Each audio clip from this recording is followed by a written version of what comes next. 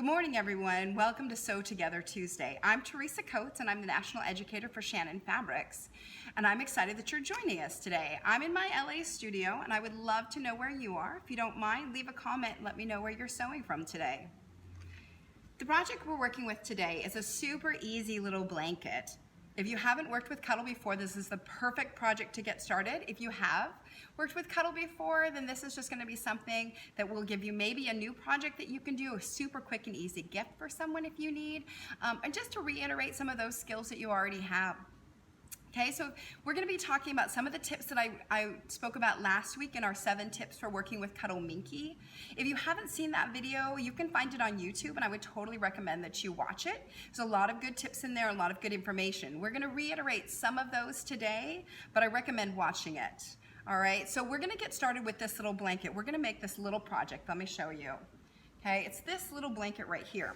So what we're going to do, it's just a 2-sided blanket. I'm going to show you how to cut it out, sew it together, and make it into a cute, easy blanket that you can use as a gift, a quick little throw. It's great for on the airplanes or when you're sitting on the couch. Great little baby gift, all sorts of things. Depends on which fabric you choose, and so we're going to talk about that. The first thing we need is to pick 2 fabrics. This is the Rosy and Cuddle in Mallard. This is the Luxe Cuddle Rose in Mallard. I love this one, and I'll use this in a lot of projects just because it's super easy to work with and it has a really nice feel to it. It's easy to find too. You can find it in a lot of shops. I also have my pins. These are my clover pins. They're long flower head pins. My craft knife from Olfa, a nice felt tip pen, my Famore scissors, and my little Kai snips. I've got some medium gray thread, which is what I'm going to use for most of my projects. I just use a medium gray, and it seems to work really, really well. And then I have my 90-14 stretch needles and my rotary cutter. Plus I have a 6x24 ruler. If you want to use a different size ruler, you're always welcome to. This is just my preferred one. And this one it's an Omni Grip ruler, and I've sprayed a little bit of the grippy on the back of it to make sure that it has a little bit of grip to it. So when I'm cutting things out on the back, you'll be able to see that it'll sort of hold onto the fabric a little, which I appreciate. Okay, so first we're going to start cutting out the fabric. I'm going to show you how we do that. So I'm going to start with the regular Cuddle, okay, just the Cuddle 3, the print here. That's the little flower. Okay, and what I did is I got a yard of it, and then I cut it in half widthwise. So then I have 2 pieces. The fabric comes 60 wide. So now I've cut it into 2 pieces that are 30 by 36. Okay, so out of a yard, I can make 2 of these small blankets. You're welcome to make it whatever size you want to. This is just a size that I find easy to work with. So it's the one that I use for samples a lot. And it's a nice, I don't know, kind of medium-sized little blanket. Okay, so we're gonna open this up. And I'm always cut it from the back. Okay, I'm going to cut this down because I don't know how exactly I cut it in either direction. I don't know if the yard is exactly 36 inches or if I cut it exactly 30 inches wide, because the fabric sometimes will be 58, 59 inches. So I just cut it in half. So now I'm going to lay it out, I'm going to measure it, and then I'll cut it out so that both those pieces are exactly the same size. So I'm going to use my 6x24 ruler here. Okay. Pull this down so I can get to it a little better. And I'm just going to start by drawing a line across the top. So the first thing I want to do is make sure that this is nice and flat. Okay, and I'm going to lift up my ruler and set it down. One of the things you really want to make sure that you're doing is that you're not pushing your ruler around a lot, because it'll end up shifting your fabric, which can be really frustrating. Okay, so I'm going to mark my corner here. So I've got a square to start with. Okay, and then I'm going to mark my 24 here. And then I'm going to slide this over. I'm not sure if you'll be able to see when I slide it over, but I'm going to add another 3 inches over here, okay, and add my square there as well. Okay, so then what I'm going to do is I'm going to come back over here, and I'm going to measure down this side. And basically I just want to get one of the sides started, so then I will make more measurements as I go. So I've got that one. This is figured out to 24 inches the length of my ruler. I'm going to mark just a tiny little dot. I'm going to add 3 inches, okay? And then I'm going to keep doing that all the way down so that I can keep it the same width. Okay, so I'm going to move that up so you can see it. Okay, and you can see I've got this, so I'm going to mark this again. Just drag that down a little bit, okay? And I'm going to come over here. the same thing. Add 3 more inches. Okay, and look, I'm gonna get squished off the side here.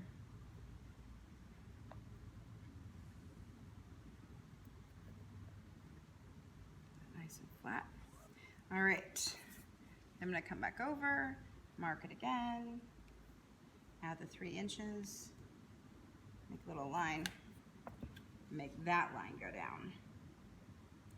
Okay, so I'm just gonna keep doing this till I get to a point that I run out because I'm too close to the selvage over here, which totally happens.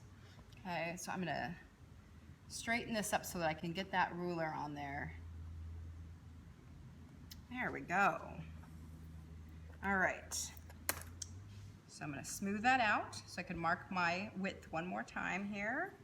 Okay, so bump it up to this line. That's my dot. 3 more inches. And a little line there. Okay, then I'm gonna continue that side line. Okay, and then I'm going to turn it, and this one is totally going to fall off the side of the table here so that you can't really see it. But I'm going to measure across here, starting at the line that I did first. Here's my 24 inches.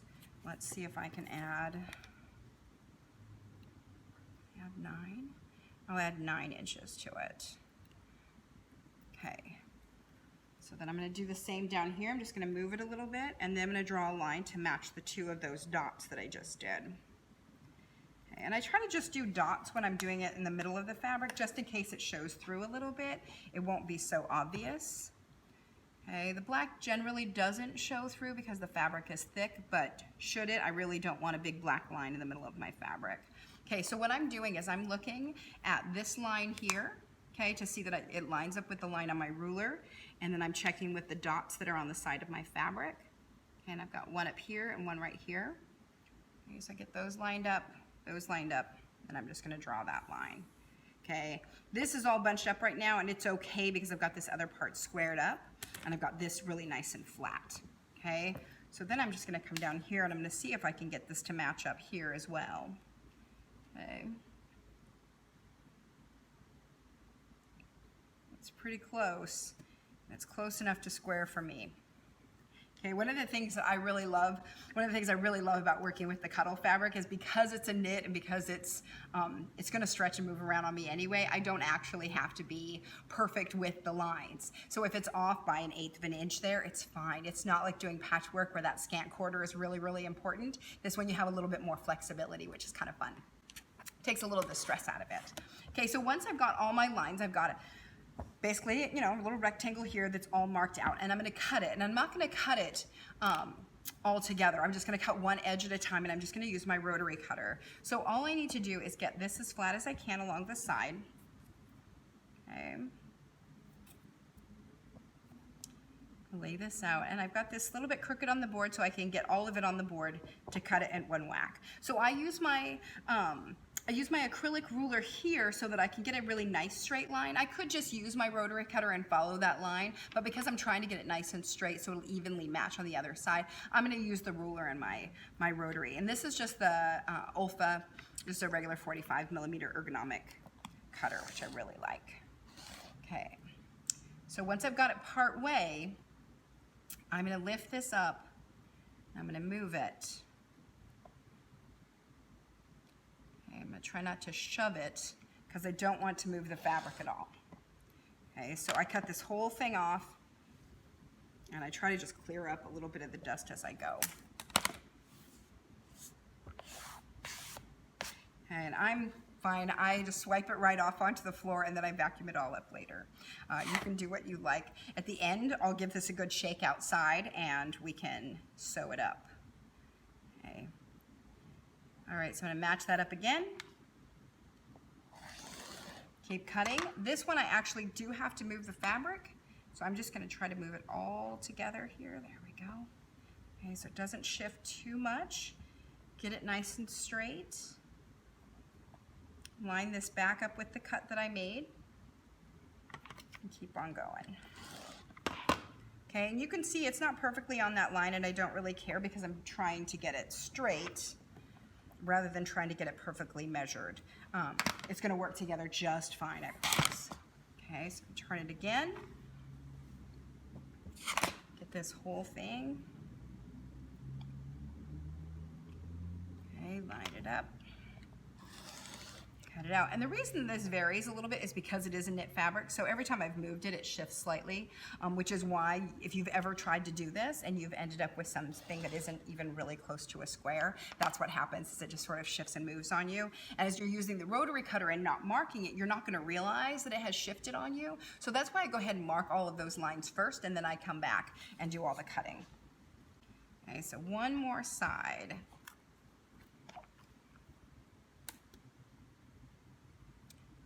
Line that up.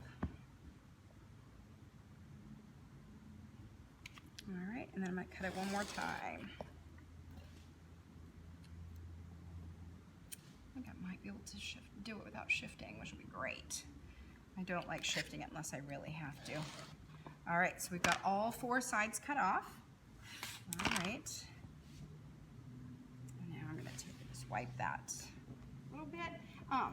This will come up if I get my little washcloth, and it'll bring that right up out of the mat. Okay, if you have any trouble with it sticking in your mat, usually the problem is that you're using a slightly dull blade.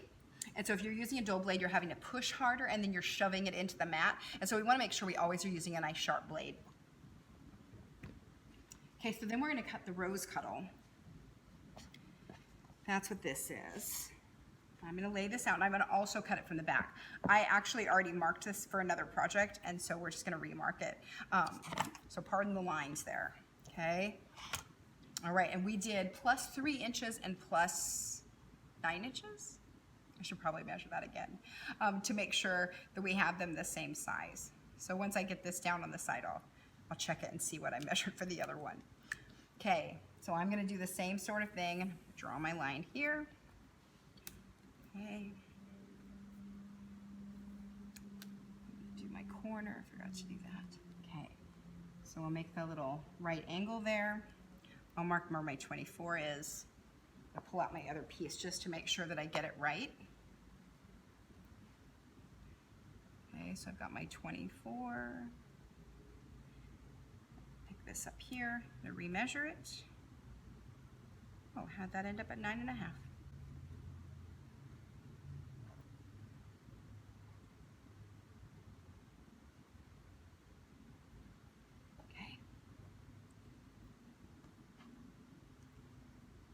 So I'm going to put a little tick here about where it's matching with this one, and I can check it. Okay.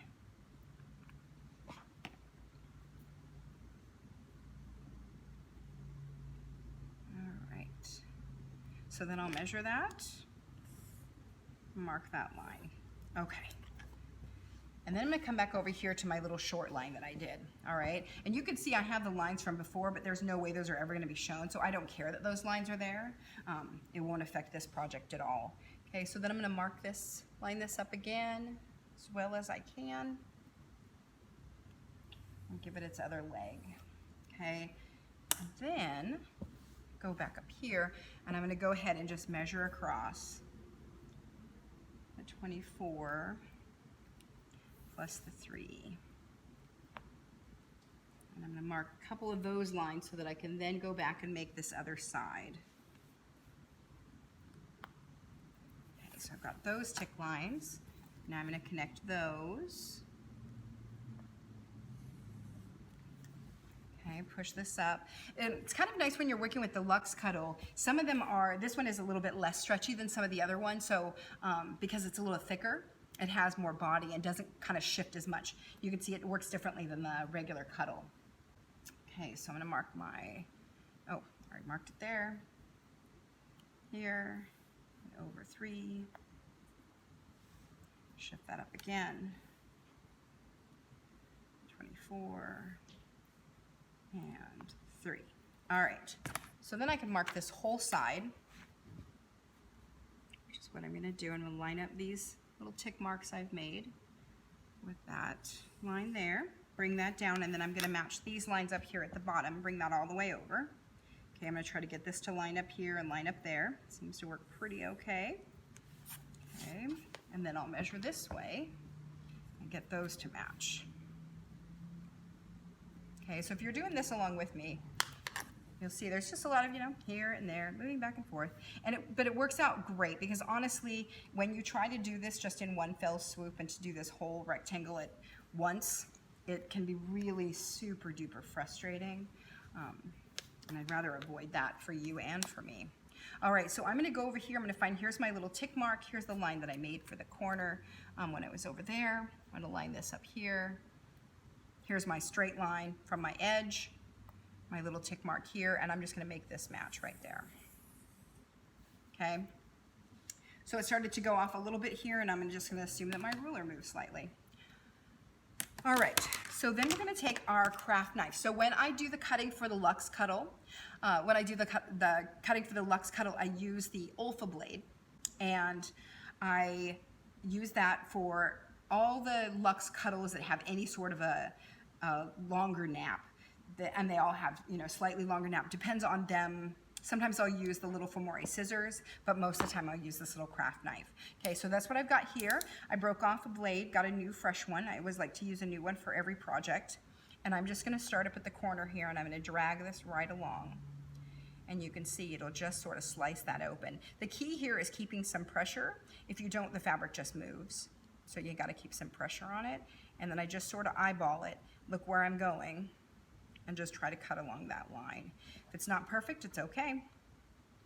We're just gonna keep on going. We'll work our way all the way around this, and you'll see that by doing this, it makes very little mess. If I use a rotary cutter on this, what's gonna happen is all of these little fibers that you see here are actually just gonna be all over my board instead of still attached, and I'd rather keep them attached. Okay, so then I'm gonna work down this side.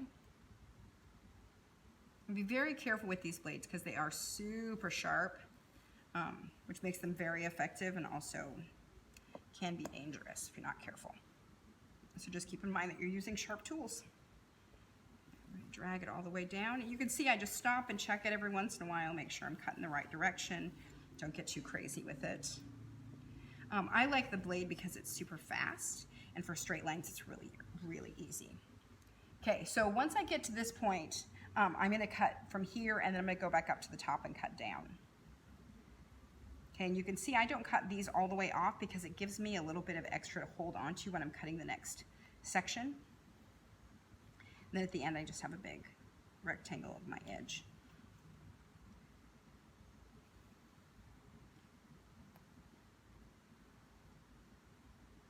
Okay, and then we're gonna come back up here, because then I've got this whole thing that I can hold on to that I'm just gonna keep my hands on.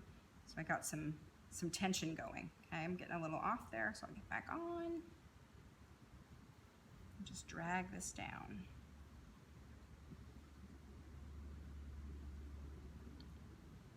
And you can see it just takes it and barely cuts any of the little fibers. It makes very little mess.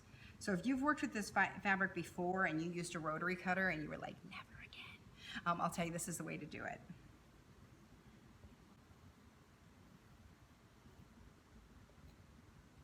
Okay, all right, so now I've got my outside piece, and I'm just gonna sort of gently move this over here. I'm gonna throw it right into the trash, okay, so it doesn't have any time to really go anywhere and make a big mess, and then I'm gonna do the swoop onto the floor.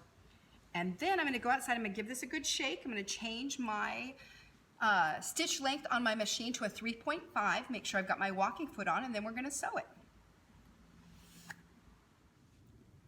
So now that I've gotten these shaken out and all of the cuddle dust is off of them, I'm bringing them back into the studio and I'm gonna put them together. So the first thing I need to do is figure out the nap and which way the nap is going. Okay, so if I pet it this direction, I can see that it's nice and smooth. Okay, if I pet it back this direction, it kind of ruffles it a little bit. We call it zebra stripes sometimes because it does the funny thing to it. So this is the way that the nap is going on both of these. And like I said, the rose cuddle, it doesn't really matter so much, and I tend to not care as much with that one. But if you have people who have sensory issues, it's something to keep in mind to make sure that your nap is going the same direction for both. So what I'm gonna do is I'm just gonna lay these out and pin them together. Okay, and I'm gonna actually pin with the Luxe Cuddle, the rose on the top, because I have these little bits and I can see this sharp edge so much clearer from the back than from the front. The front, it's a lot harder for me to tell where exactly I am. So I'm gonna turn it over and pin it this direction. Okay, so I'm gonna get this laid out nice and flat, get these fabrics to match up. Okay, and I'm gonna smooth them, and then I'm actually gonna take the bottom part and I'm gonna move it up so that it's sort of gathered here. You can see, and the reason I do that is it keeps the weight off of it, so it won't come off the table, or it won't fight me at all. Okay, and I'm gonna kind of drag that back just a little so I can see where I'm going to be pinning, and I'm going to start in the middle. I've got my clover pins today because I like them a lot. Nice and sharp and strong.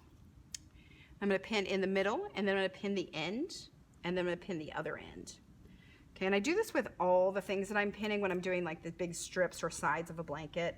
And the reason I do that is because if you start pinning here and you move all the way over, you can see that was a little slightly off. But if you pin all the way over, what's going to happen is you're likely to stretch it as you go, and you can see that it'll get extra over here where you've pushed it, and we don't want to do that. So we're going to pin the center, the sides, and then in between. Okay, and I'm going to pin twice more in here. Okay, if you're new to working with Cuddle, you might want to pin more for that first row. The second row is really the one that's the most important, that you pin close so that it stays nice and stable. So we do this thing called double pinning, where I'm going to come back over here and I'm going to pin another row right underneath what I pinned before.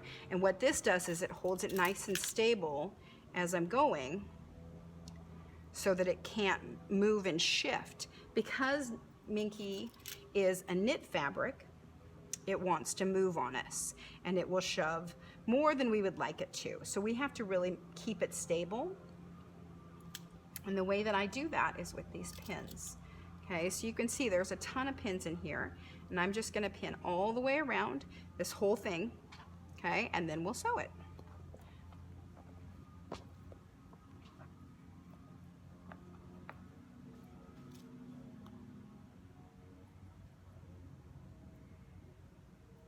Okay, I pin the end, and then I'm going to pin the center,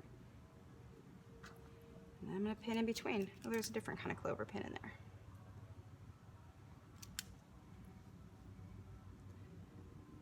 Okay, and for me, the important part is to keep this edge even. So you can see I'll shove it back, and I'll make it be where I want it to be. It's my fabric. I get to tell it what to do, so that's what I'm doing. Okay, so I'm going to double pin this over here. Work my way around.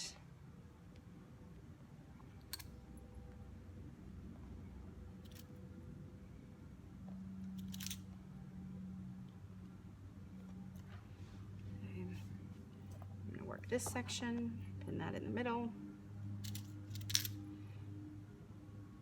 And sometimes people like to tell me that they're not pinners, which is fine when you're a patchwork quilter, but if you want to sew with Cuddle, I really suggest that you learn to love the pins, because they will help immensely to keep things in check.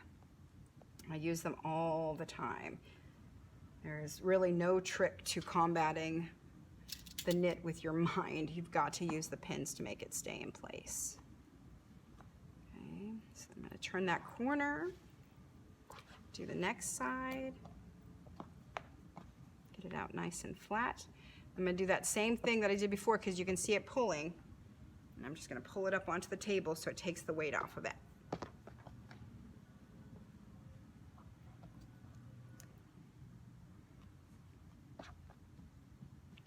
Okay.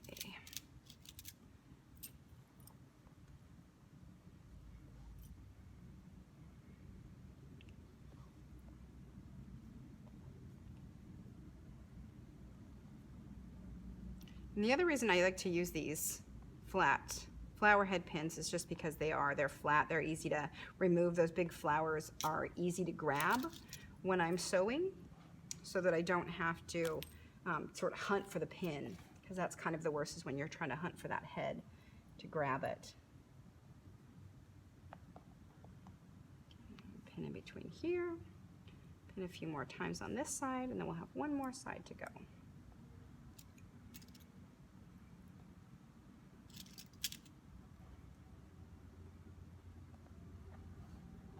Okay, one more. All right, and then we're going to take that last side here.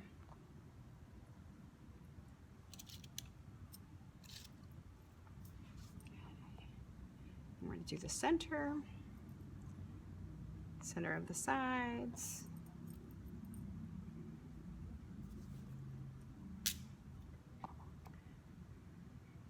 One more time, and then I'll do that second row.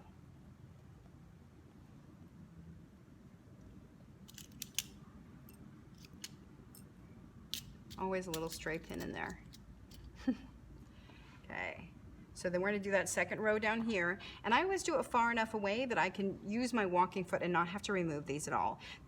With the flat heads, like I said, they're easy to remove, but they're also easy to let your foot come over that. So if you have a walking foot, sometimes it'll come over the edge of that.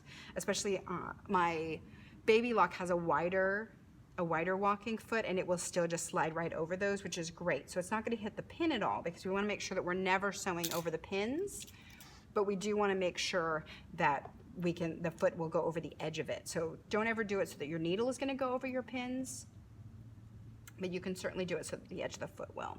Okay, so we've got that down nice and sturdy. The whole thing is pinned. Okay, we're going to take it over to the machine and sew it.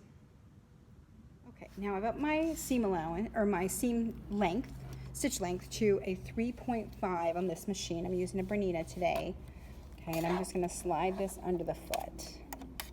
And I'm going to make sure all of this comes back where I want it to be. I'm going to slide it right under here and take my pins out. Okay. I'm going to put my foot down, needle in, and we're going to start sewing. And I'm just going to sew the entire way around this. I'm going to back stitch here to give it a little extra strength at that join, so that when we flip it inside out, it doesn't tear at all. Okay. Okay, and then when I'm sewing along here, you're going to notice that this is just going to run right along the edge. And that's what I want to keep in check, is that this is coming right out the side of the foot. Okay, and you can see here it got off a little bit, and I don't really care, because that's all going to feed in just fine. If you want to go ahead and fix it, you could. I never do, and I never seem to have any problems with that.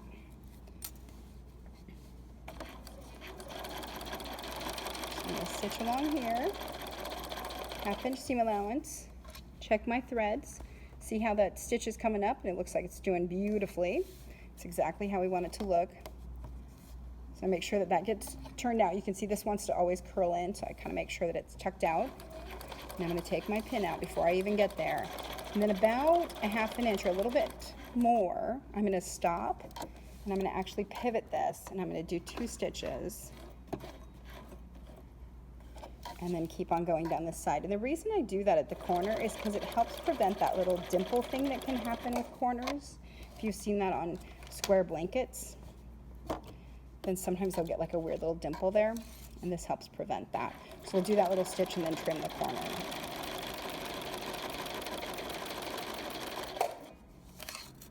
We're just going to stitch all the way around this whole side. And you can see I have my hand back here, and my hand is up front holding it to keep it nice and straight as it comes through the machine, and then I just take out the pins as we go. And using that walking foot really makes all the difference with how well this feeds through. And you can see that it's not doing that thing where it shoves forward at all. I can't really do that. If you've sewn with Minky fabrics before and had that issue, that double pinning makes all the difference in keeping it nice and stable.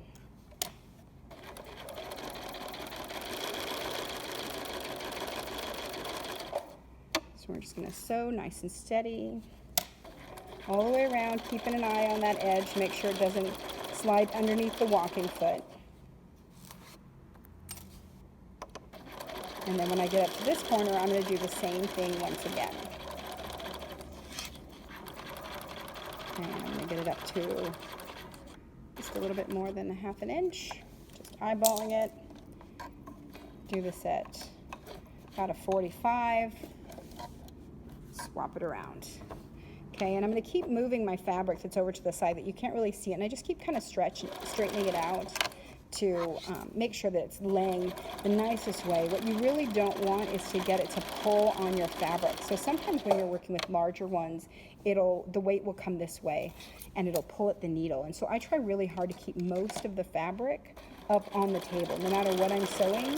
So you can't really see it, but it goes underneath the tray just a little bit as I'm sewing. So the part that's coming up is all on the table still. And I try not to let it drag, and if it has to come off the table, then I'll make sure that it sits in my lap, because I want to make sure that it's not pulling at all.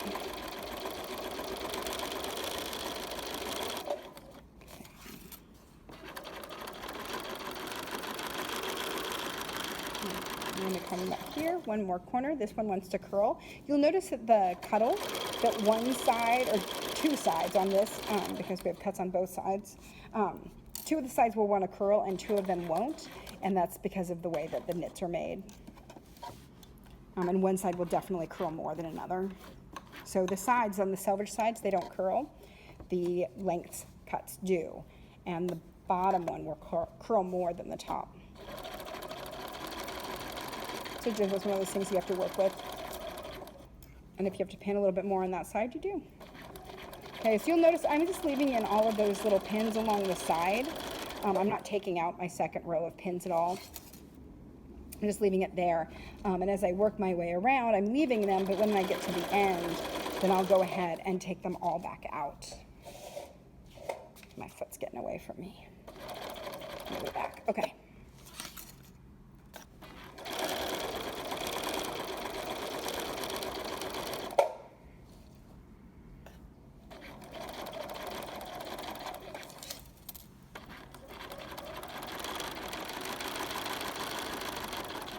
Gonna work my way. Like I said, sometimes I'll take those pins out as I'm going, and generally I do that with the larger ones if I'm doing a large throw, and we'll do a luxe throw later in the season here. We'll make one, and I'll show you a little bit more about how I do that and why I pin it and why I sew it in certain directions. This one I'm just going to sew it all the way around nice and square. If you get too large, so this is when it was 27 by 34 or something, I think.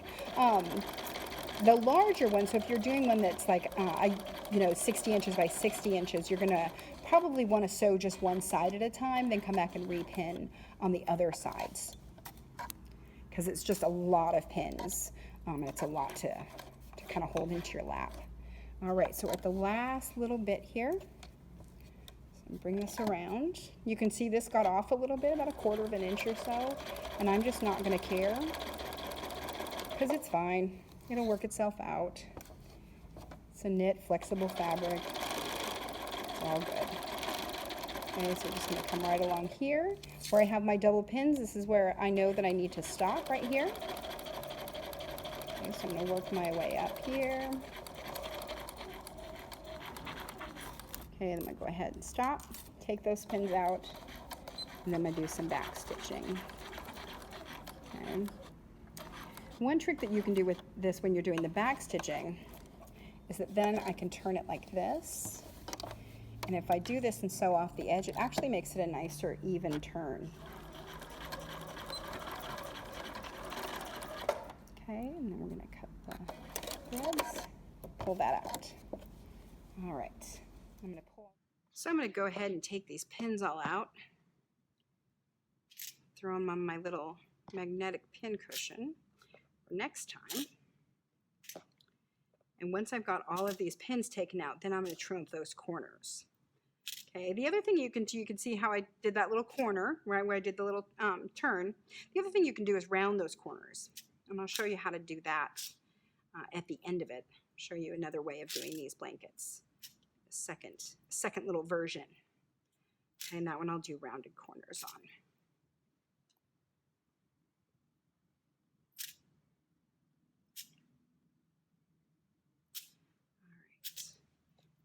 So this one you can see, this is where I didn't do it here and I did do it here, and you can see that that's just a nicer turn right there. This one won't be as nice, but I'll use it anyway. Okay, so then I'm gonna come back over here and I'm just gonna use my little scissors. These are my little Femore scissors, and I'm just gonna trim this off. You don't have to be super close to it, you just want to take off some of the bulk here. I haven't found it to be a real problem, but I feel like it lays a little bit neater if I take the bulk off.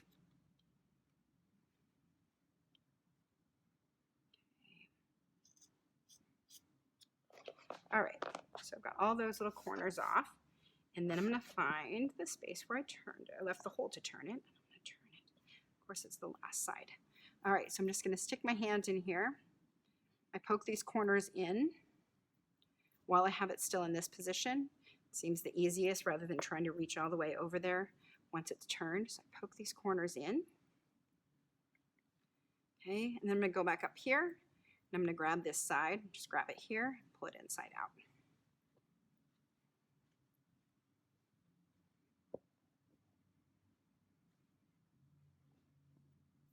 Okay, and it's really easy to get it all the way turned because we've got our corners already sort of poking out at us. Okay. All right, and we've got it all nice and turned. And so you can see the little fluffy of the other side will shows up just a little. I think that's kind of a nice little look. I really enjoy this. So what I'm going to do now is we're going to sew this closed and then we'll top stitch it. So the way that I do that is that I just fold this in here, okay, and then I'm going to pin this.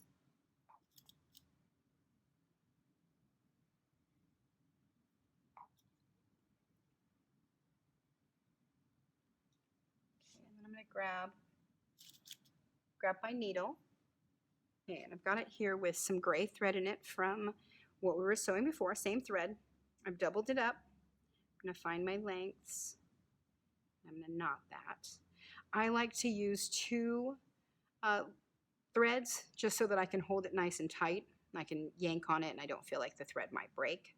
It's one of the reasons we want to use a poly thread in here anyways, because the poly thread is less likely to break overall, and especially because we're using it to stretch. So I'm just going to hide this in here. Okay, and then I'm going to get this started, and I'm just going to do like a little whip stitch here, where I'm just going to catch the very edge of this, and then I'm going to dig in here and catch some of that. Okay, and because this stuff is so fluffy, it'll catch all of that just fine. Okay, and it'll hide in there. And nobody will really be able to see it. The other thing you can do is like a little ladder stitch. Sometimes I will go over it and I will do just a zigzag. My thread's gonna all come right there.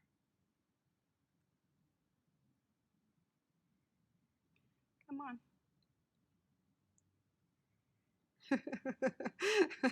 This never happens to you when you're hand stitching, right? It happens to me all the time. Okay, there we go.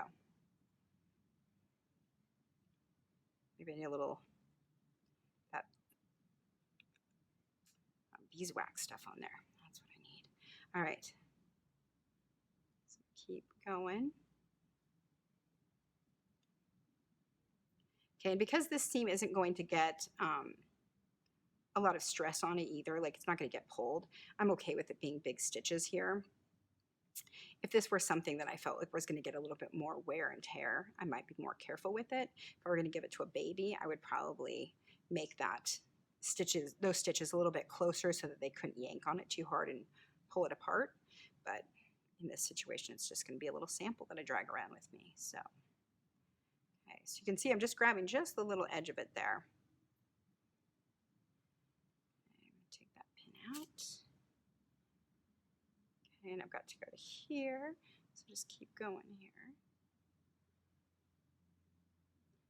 Give it a little tug, and you can see how the Luxe Cuddle just comes right up in there, covers up all of those stitches. Make sure I give it enough tug that it's staying tight without gathering, because if you pull it too tight, because it's a knit and it's soft, it'll totally gather up on you. So it's just enough to keep it straight.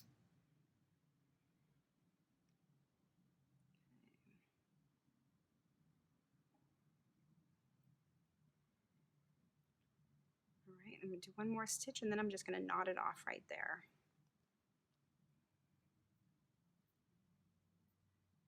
Okay. So I'm just going to pull it through the little knot, tug it nice and tight, do it again. Do it nice and tight. And then I do this thing where I shove my needle back in. I'm going to take it out somewhere else. And then when I cut these threads, I'm not cutting it super close to the knot so that I can't accidentally cut the knot, because I have done that before. Okay, so once we have it here, you can sort of see those stitches, but I don't really mind too badly. Okay, because then we're going to go ahead and we're going to top stitch this. So I'm going to bring this right back over here, and I've got a couple of wonder clips that I'm going to use to try to keep this in check along the edge to make sure that the edges stay fairly even. I'm not going to care too much, and I'm just going to keep moving these wonder clips as I go, so I don't need too many of them. Okay, and I'm going to use this fun little feature in my sewing machine. You can see that it lifts the foot up just a little bit more. Okay, and I'm going to come along here and I'm going to do the same, where I'm just going to stitch right along the edge. I think that's a nice top stitch for this size blanket. The larger the blanket that you have, the more you can bring this in. So a large blanket will often do like a 2-inch flange or a 4-inch. This one I'm just going to do a 1/2 inch, and I think that'll work out just fine. Okay, so I'm going to leave my straight stitch. I'm going to use the same one, and I'm going to do the same thing all the way around. Okay, at the end I'll show you a couple of examples where we've done it with some other styles of stitching. So like you can use serpentine, and that one's really pretty. Okay, we're just going to stitch all the way around this guy. Once I get to my wonder clips, I'm going to take them off. And then when I get up to an area without a wonder clip, I'm just going to put it right back on. Okay, and even though I'm using the gray thread, you can see here it just sort of sinks into the pile, and you can't really see it. I'll get rid of my little bird's nest there, but you can't see it here. Okay.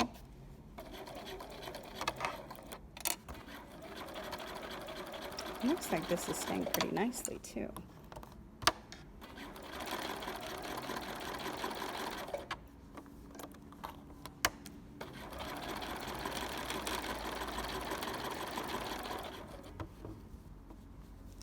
This is my kind of funny little area that I did all the top stitch, or the little closing of the hole. My little whip stitch in there.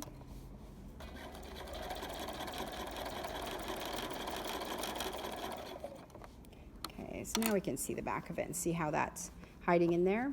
And when I come back over here and I can scratch this up, or when I throw it in the wash, all of those little fibers here will come right back out of the threads and cover that up.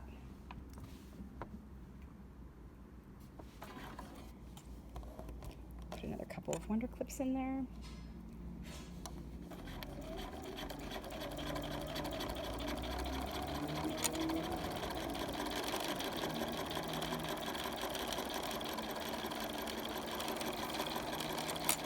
And we're going to take this corner, it's nice and straight.